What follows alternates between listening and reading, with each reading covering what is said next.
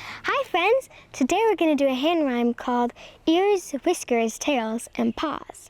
Now this hand rhyme is all about puppies. Do you like puppies? I have a puppy. Her name's Holly. Even if you don't have a puppy, that's okay. You can still love puppies. Are you ready for the hand rhyme? Let's go. Ears, whiskers, tails, and paws. Tail and paws, tail and paws.